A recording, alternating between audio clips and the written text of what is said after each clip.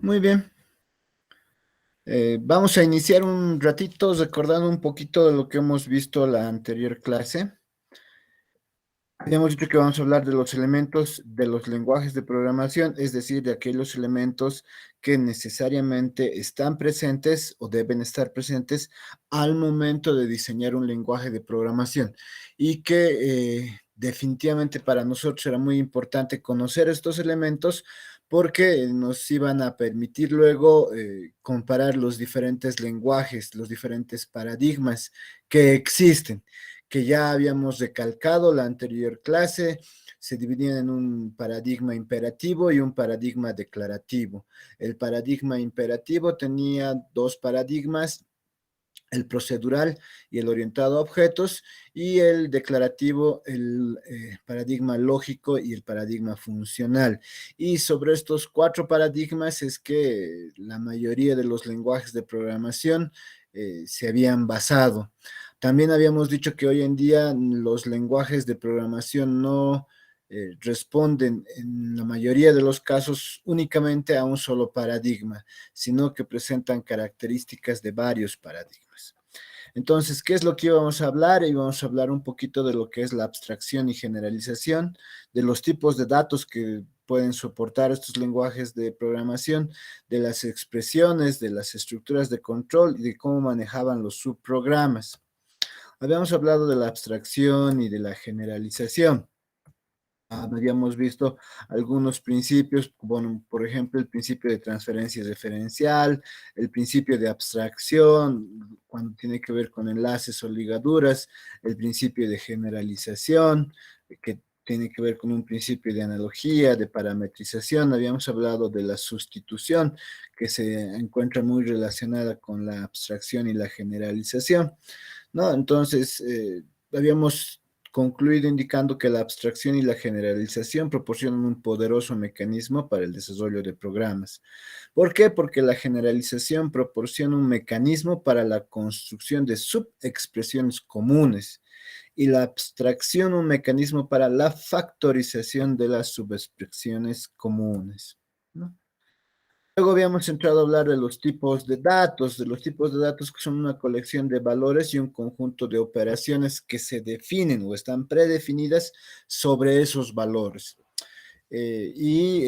Habíamos empezado abordando que dependiendo de los lenguajes de programación se tienen diferentes tipos de datos.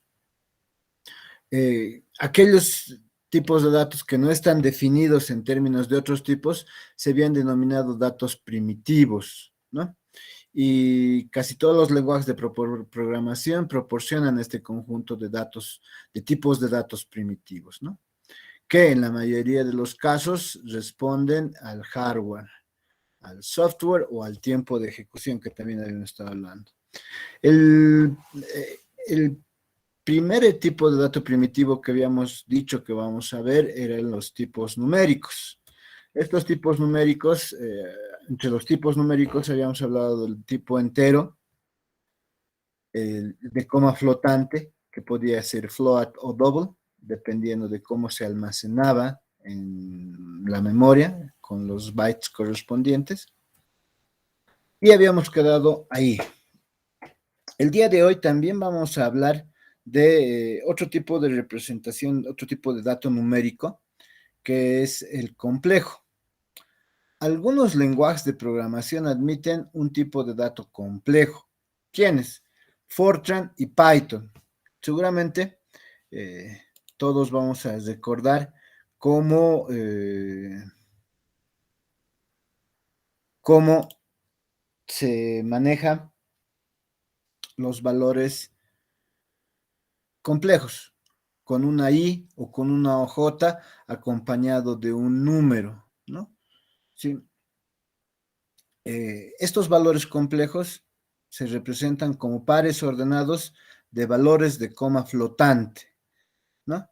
Los lenguajes que admiten un tipo complejo incluyen operaciones aritméticas en valores complejos. Eso también lo habíamos estado relacionando.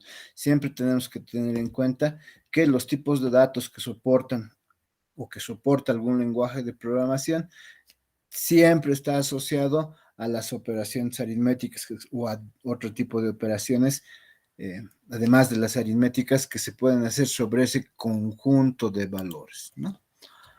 Decimales, otro tipo de dato numérico.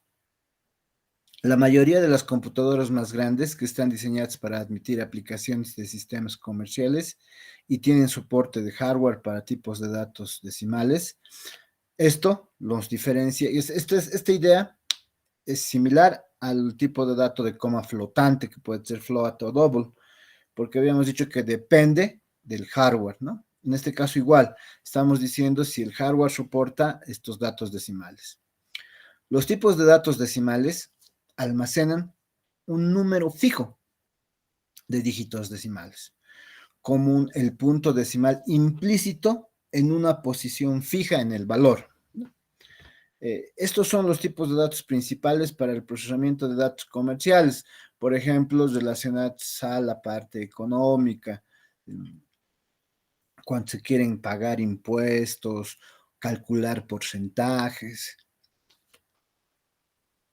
a la parte matemática, cuando trabajamos con pi, con e, por ejemplo. Y por lo tanto son esenciales para COBOL, por ejemplo. Sin embargo, C Sharp y F Sharp o F también tienen tipos de datos decimales. ¿Cuál es la ventaja de estos con respecto, por ejemplo, de los de coma flotante? Los tipos decimales tienen la ventaja de poder almacenar con precisión valores decimales, al menos aquellos dentro de un rango restringido, lo que no se puede hacer con los tipos de coma flotante, ¿no? Que es algo que también lo habíamos discutido en la anterior clase. Por ejemplo, el número 0.1 en decimal se puede representar exactamente en un tipo decimal, pero no en un tipo de coma flotante. Ya habíamos discutido por qué la anterior clase. Las desventajas de los tipos decimales son que el rango de valores están restringidos, porque no se permiten exponentes y su representación en la memoria no es suficiente. Los tipos decimales se almacenan de forma muy similar a las cadenas de caracteres, utilizando códigos binarios para los dígitos decimales. Estas representaciones se denominan BCD, que es un tipo de código que ustedes lo vienen trabajando desde INF102 e INF142. En algunos casos se almacenan con un dígito por byte, pero en otros se empaquetan con 2 dígitos por byte. De cualquier manera, ocupan más espacio de almacenamiento que las representaciones binarias. Necesitamos al menos 4 bits para codificar un dígito decimal. Por lo tanto, para almacenar un número decimal codificado de 6 dígitos, se requieren 24 bits de memoria. Sin embargo, solo se necesitan 20 bits para almacenar el mismo número en binario. Las operaciones con valores decimales se realizan en hardware, en máquinas que tienen tales capacidades. De lo contrario, se simulan en software. Como habíamos mencionado, cuando nosotros hablamos de los tipos de datos, estos dependen específicamente del hardware, del software o del tiempo de ejecución. En este caso, de los tipos de datos decimales, en primer lugar, dependen de si el hardware tiene la capacidad para manejar ese tipo de datos o se van a simular a través del software. Vamos a ver otro tipo de datos numéricos, en algunos casos no numéricos, otro tipo de datos que se denominan primitivos, ¿no? Porque estábamos hablando primero de los datos numéricos y ahora estamos hablando de los tipos booleanos, que son tipos de datos primitivos, ¿no? Que no se pueden formar a partir de otros. Los tipos booleanos son quizás los más simples de todos, eso ya es de conocimiento de toditos ustedes. Su rango de valores tiene solo 2 elementos, uno para el verdadero y otro para el falso, ¿no? Eso es bien natural también. Esto se introdujo en el GOL 60 y se han incluido en la mayoría de los lenguajes de propósito general que se han diseñado desde 1960. Una excepción popular, sin embargo, es el C89, en la que se utilizan expresiones numéricas como condicionales. Ya ustedes se deben dar cuenta, ¿no? En tales expresiones, todos los operandos con valores distintos de cero se consideran verdaderos y cero se considera falso. Todo lo que es mayor a cero es verdadero y todo lo que es cero, falso. En el C99 y en el C++ tienen un tipo booleano que permiten utilizar expresiones numéricas como si fueran booleanas, pero este no es el caso en lenguajes como Java y C#. Los tipos booleanos se utilizan a menudo para representar interruptores o indicadores en programas, aunque se pueden usar otros tipos, como enteros, para estos fines. El uso de tipos booleanos es más legible. Ahora, claro, como les decía, podríamos utilizar algunos enteros con 1 o mayor a 0 para verdadero o 0 para falso. Sin embargo, cuando se usan los tipos booleanos es mucho más legible. Además, un valor booleano podría representarse mediante un solo bit, pero debido a que no se puede acceder de manera eficiente a un solo bit de memoria en muchas máquinas, a menudo se almacenan en la celda de memoria más pequeña, direccionable de manera eficiente, generalmente a partir de un byte. Tipos de caracteres, ese es el tercer tipo de dato que nosotros denominamos primitivo. Los datos de caracteres se almacenan en computadoras como codificaciones numéricas. Eso ya nosotros lo sabemos debido a que la codificación más utilizada era el código ASCII, ¿no? Y hasta ahora todavía probablemente utilicemos el ASCII para alguna de las operaciones que realicemos en el ordenador. El ASCII es el código estándar americano para el intercambio de información de 8 bits. El ASCII utiliza los valores desde el 0 hasta el 127 para codificar, obviamente, 128 caracteres diferentes. Pero también tenemos otra ISO, la 8859-1, que es otro código de caracteres de 8 bits también, similar a ASCII. Pero, en este caso, se permiten hasta 256 caracteres diferentes, no los 128 que maneja ASCII. Debido a la globalización de los negocios y la necesidad de que las computadoras se comuniquen con otras computadoras en todo el mundo, este conjunto de caracteres ASCII se ha vuelto inadecuado. Para ello, en 1991, Unicode Consortium publicó el estándar UCS2, que es un conjunto de caracteres de 16 bits. Este código de carácter a menudo se denomina código Unicode. Unicode incluye los caracteres de la mayoría de los lenguajes naturales del mundo. Por ejemplo, Unicode incluye el alfabeto cirílico, como se usa en Serbia, y los dígitos tailandeses. Los primeros 128 caracteres de Unicode son idénticos a los de ASCII. Además, podemos decir, Java fue el primer lenguaje ampliamente utilizado en utilizar un juego de caracteres Unicode. Recordemos ahora que hasta Word nos permite guardar un documento utilizando un formato. Hablamos de lo mismo en un blog de notas, ¿no? Utilizando la codificación Unicode. Desde entonces se han abierto camino en JavaScript, Python, Perl, C# y F, ¿no? Entonces, después de 1991, el consorcio que crea la codificación Unicode, en cooperación con la ISO, la Organización Internacional de Normalización o Estandarización, ha desarrollado un código de caracteres de 4 bytes llamado UCS4 o UTF-32, que se describe en la norma ISO-IEC 10646 que se ha publicado en 2000. Entonces, nosotros podemos decir que la codificación de caracteres ha ido evolucionando desde el manejo del ASCII o el ISO 8859 hasta manejar Unicode o UTF. Para proporcionar los medios para procesar codificaciones de caracteres individuales, la mayoría de los lenguajes de programación incluyen un tipo primitivo para ellos. Python, sin embargo, admite caracteres individuales solo como cadenas de caracteres de longitud 1. Eso es algo que diferencia Python de otros lenguajes de programación, donde nosotros podemos definir como en C una variable de tipo char y otra variable de tipo string, ¿no? Donde char es caracteres individuales y string es una cadena de caracteres, ¿no?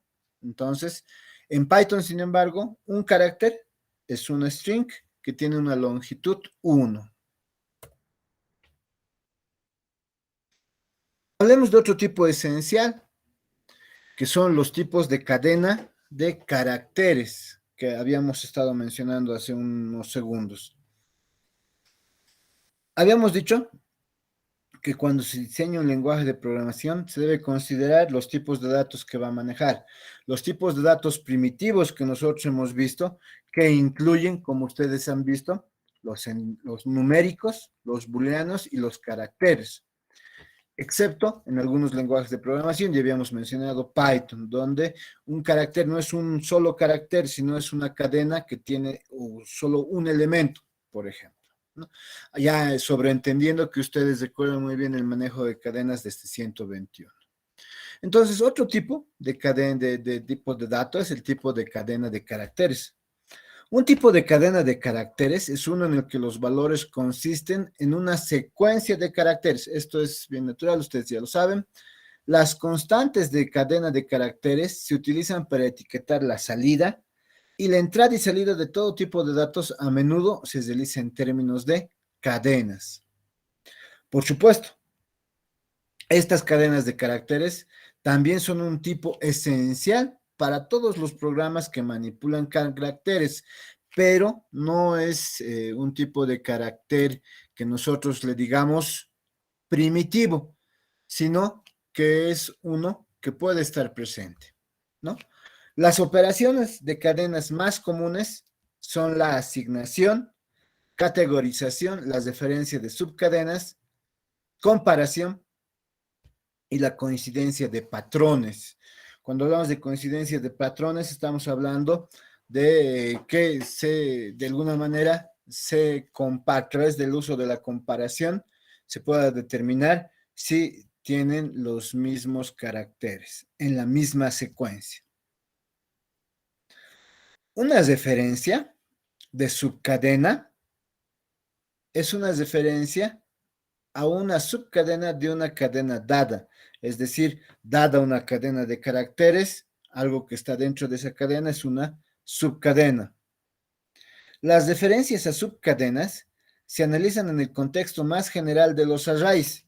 Estamos suponiendo que para la mayoría de los lenguajes de programación, cuando se habla de una cadena de caracteres, estamos hablando de un array, de un vector de caracteres, ¿no?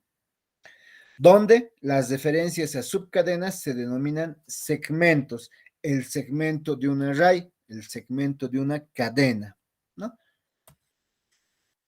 En general, las operaciones de asignación y comparación en cadenas de caracteres se complican por la posibilidad de operandos de cadenas de diferentes longitudes.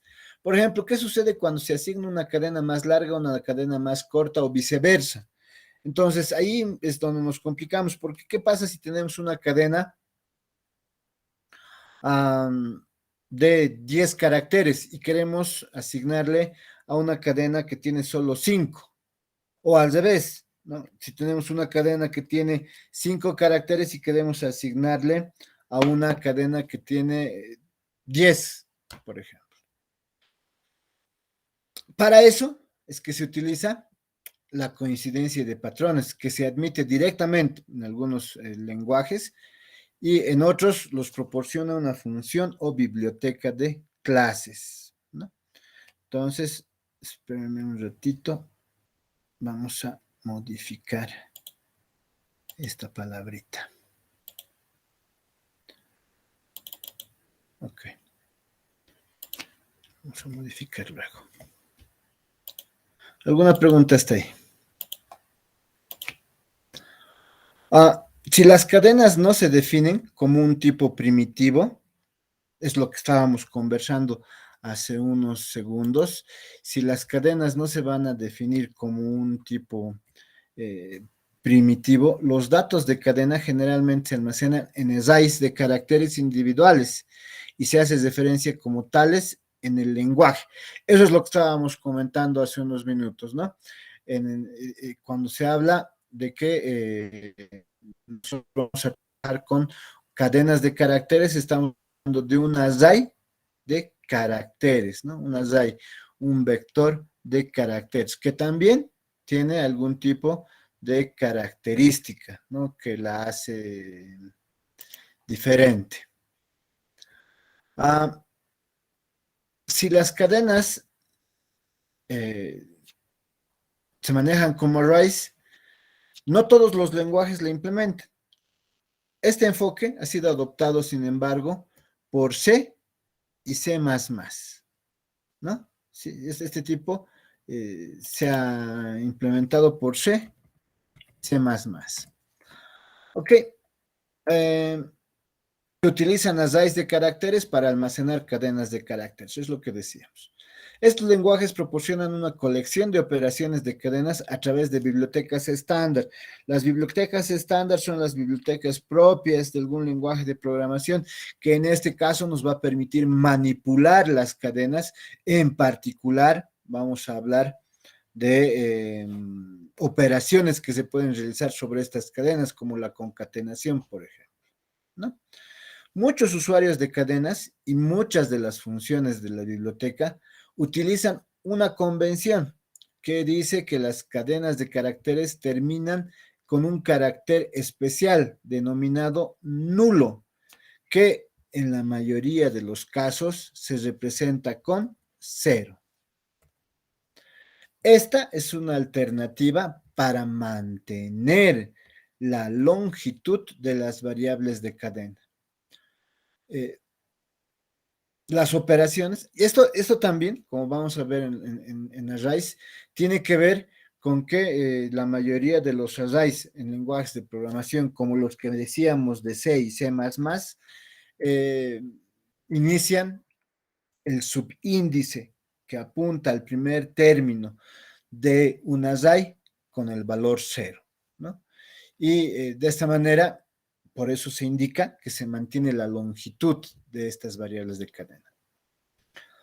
Las operaciones de la biblioteca estándar, estamos hablando, simplemente ejecutan sus operaciones hasta que aparece el carácter nulo en la cadena sobre la que se está operando.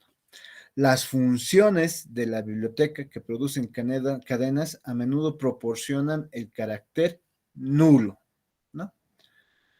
Los literales de cadena de caracteres que crea el compilador también tienen el carácter nulo. Básicamente, para estos lenguajes de programación como C y C++, automáticamente se genera un carácter nulo al finalizar la cadena y cada vez que se realicen operaciones sobre esa cadena. Existen varias opciones de diseño respecto a la longitud de los valores de las cadenas. En primer lugar, podemos decir, la longitud puede ser estática y establecerse cuando se crea la cadena, ¿no? Una cadena de este tipo se llama cadena de longitud estática. ¿Eso qué quiere decir? Que su longitud no va a variar. La segunda opción, como ustedes ya se han debido dar cuenta, es permitir que las cadenas tengan una longitud variable, hasta un máximo declarado y probablemente descrito en la información del lenguaje de programación. Además, es fijo y está establecido por la definición de la variable. En ese caso estamos hablando de las cadenas en C y las cadenas estilo C de C++.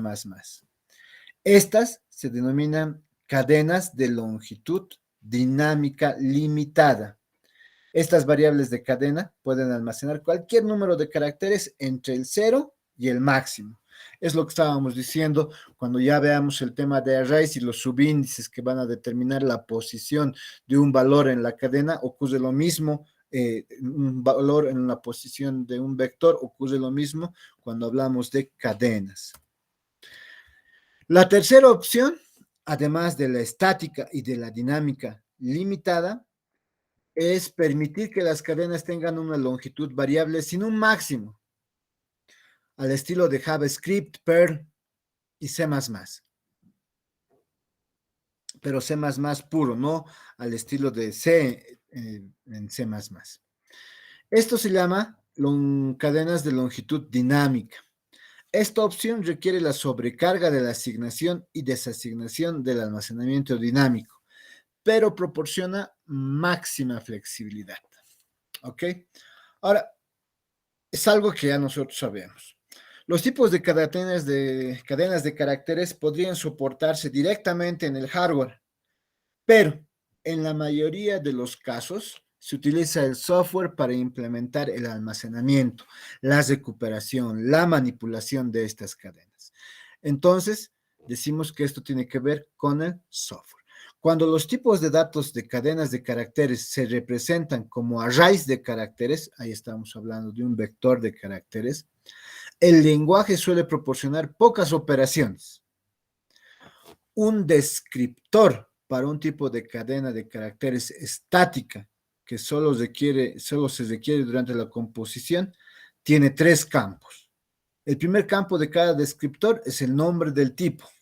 En el caso de las cadenas de caracteres estáticas, el segundo campo es la longitud del tipo en caracteres. Y el tercer campo es la dirección del primer carácter. Este descriptor se muestra en la siguiente figura. ¿No? Entonces tenemos 3 campos: la cadena estática, la longitud y su dirección. En cambio, las cadenas dinámicas, como observan en la parte inferior, cadenas dinámicas limitadas requieren un descriptor en tiempo de ejecución para almacenar tanto la longitud máxima fija como la longitud actual, como ustedes pueden determinar en la siguiente figura del descriptor. En este caso, las cadenas de longitud dinámicas requieren un descriptor de tiempo de ejecución más sencillo porque solo es necesario almacenar la longitud actual. Aunque describimos los descriptores como bloques de almacenamiento independientes, en la mayoría de los casos se almacenan en la tabla de símbolos. En este caso, el descriptor va a tener una cadena dinámica limitada, no puede ser ilimitada, va a tener una longitud máxima y una longitud actual, además de la dirección de memoria donde se va a almacenar esta cadena dinámica limitada. Otro tipo de dato son los que se denominan de enumeración. Los tipos de datos de enumeración.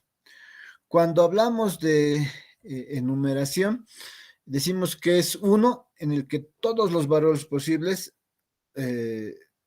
son constantes como nombre. Se proporcionan o se enumeran en la definición.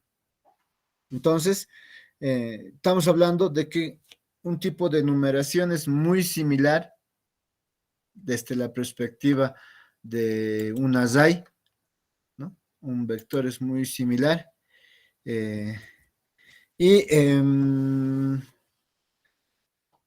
Los tipos de enumeración van a proporcionar una forma de definir y agrupar colecciones de constantes con nombre, que se denominan constantes de enumeración. A las constantes de enumeración se les suele asignar implícitamente los valores 0, 1, pero se les puede asignar explícitamente cualquier literal entero en la definición del tipo.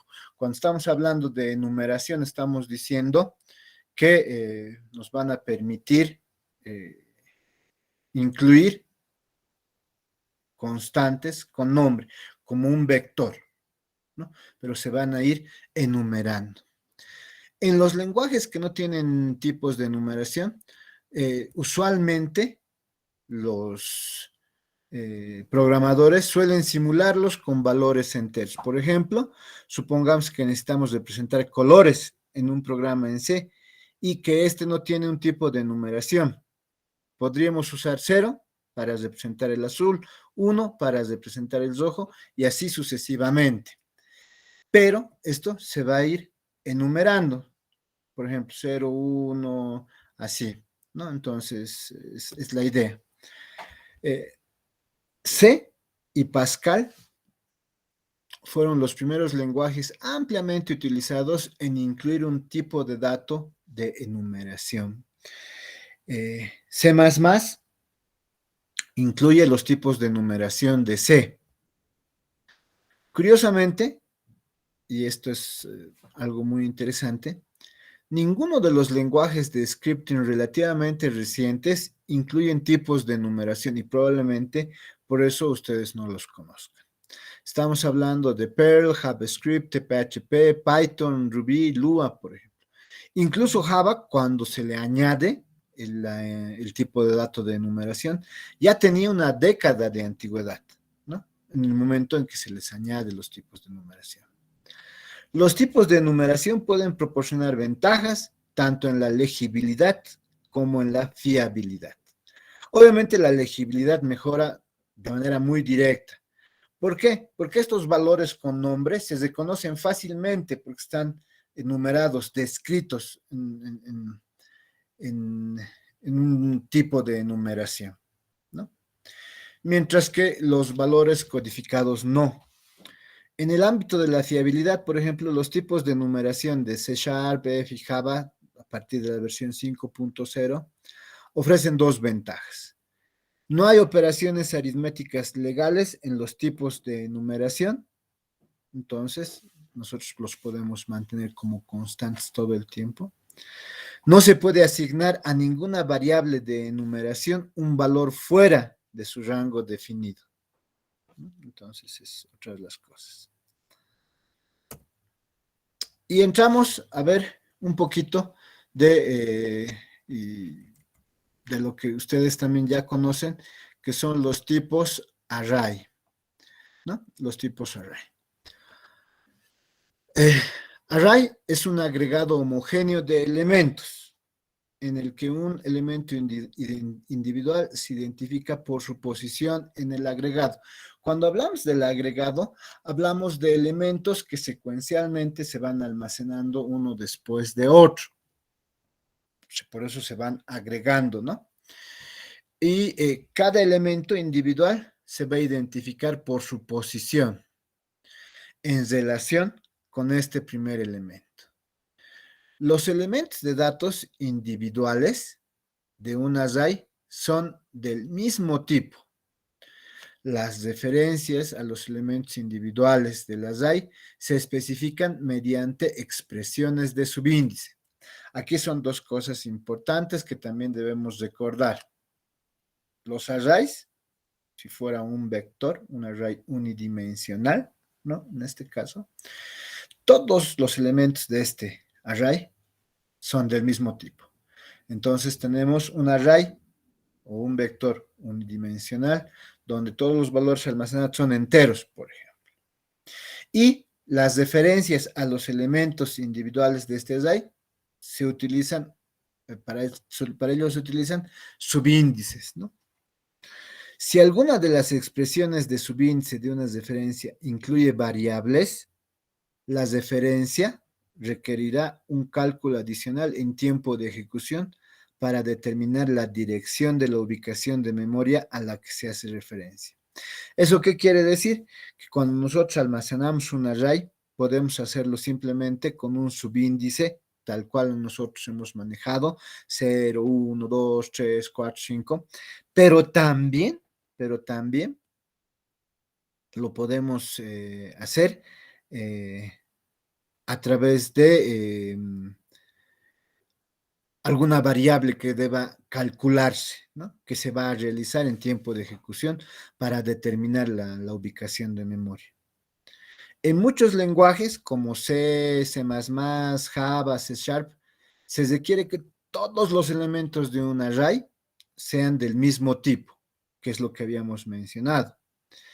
En estos lenguajes, los punteros y las referencias están restringidos a apuntar o referenciar a un único tipo.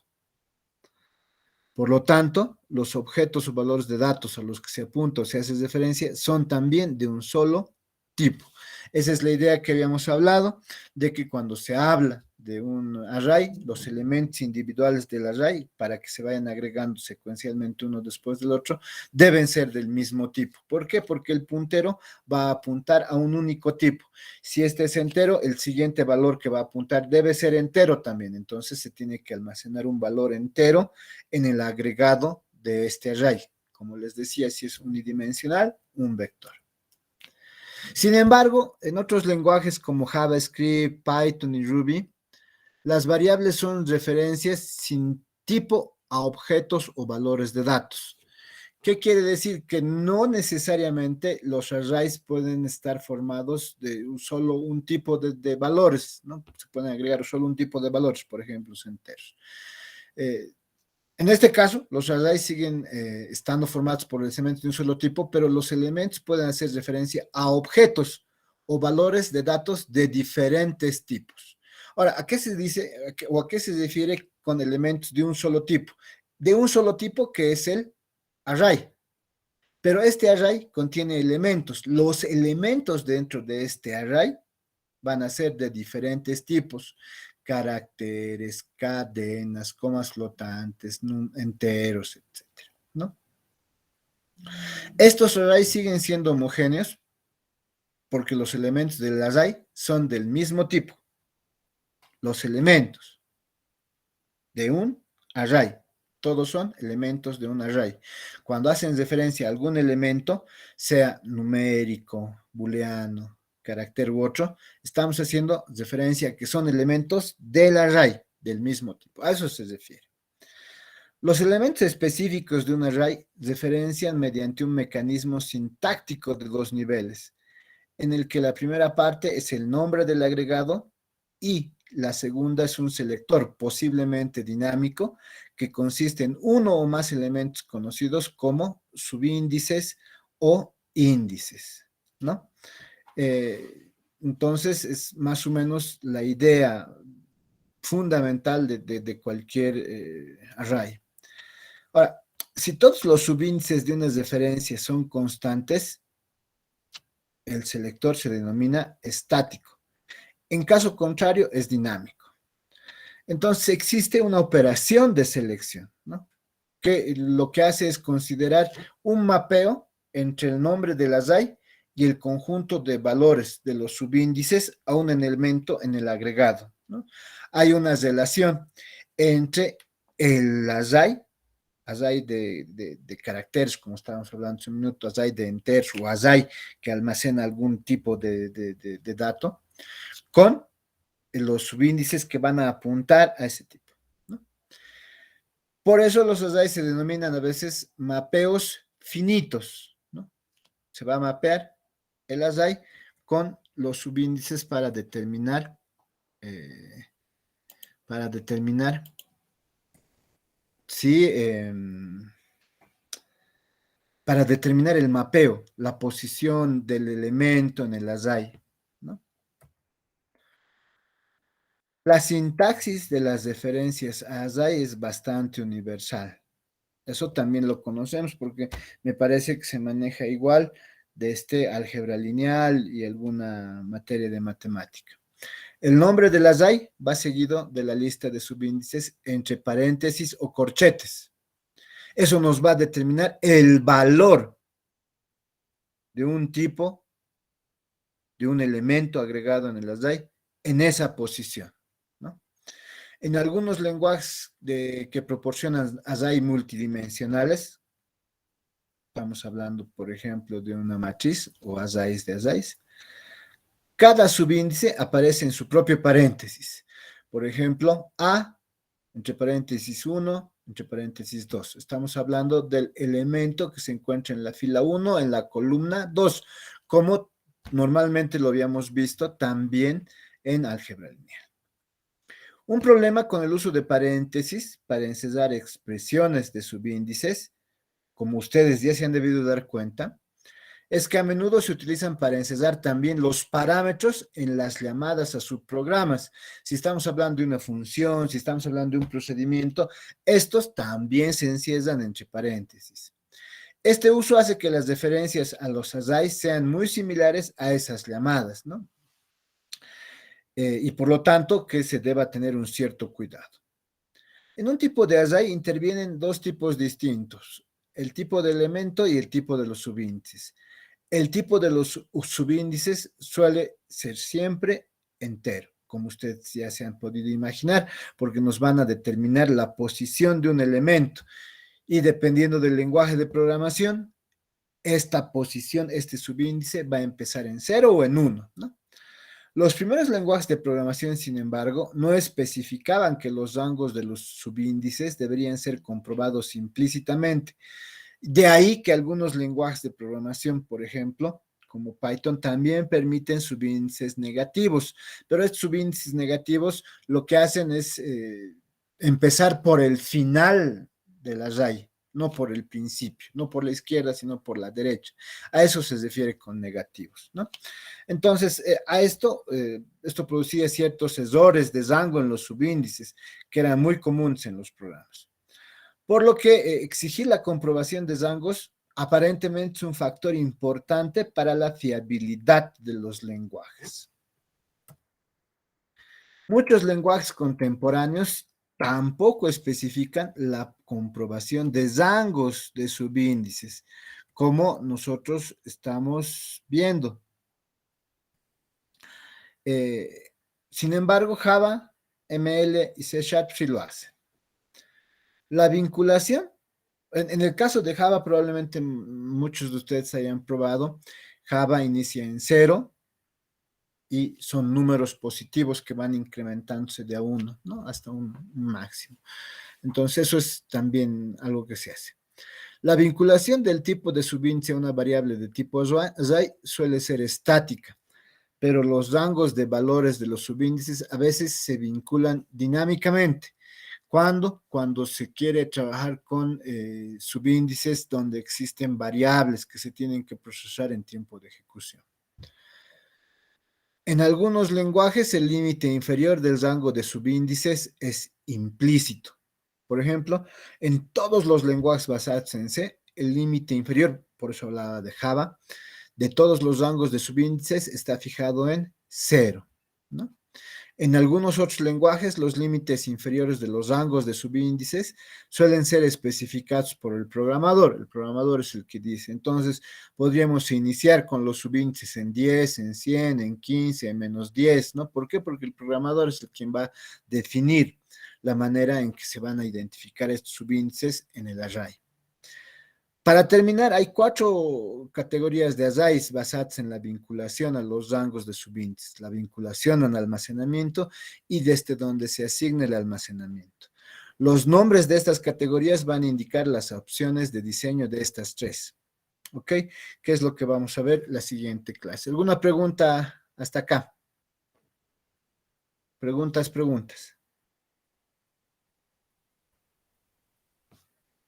¿Están vivos de casualidad? Miriam está vivo. Ninguna pregunta. Marcelino está vivo, muy bien. Ya, eso Igual. sabemos. Miriam está viva. Rolando está vivo. Alfredo está vivo. Estoy vivo, Liceo. Eduardo Sarmiento, tú sí estás vivo, ya nos has dicho a todos eso. ¿No? No nos quiere hablar Eduardo. No, Araceli, Liceo, ¿está no, viva? estoy con la gasolina un poco. Naya, Lagazo. Muy bien.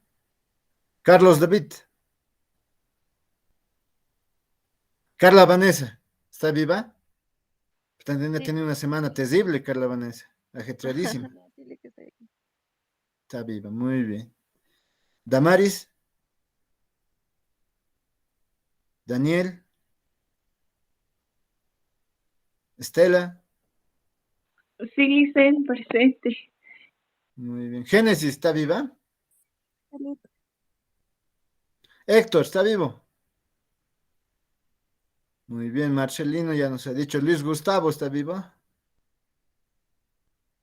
Muy bien. Milenka, ¿está viva?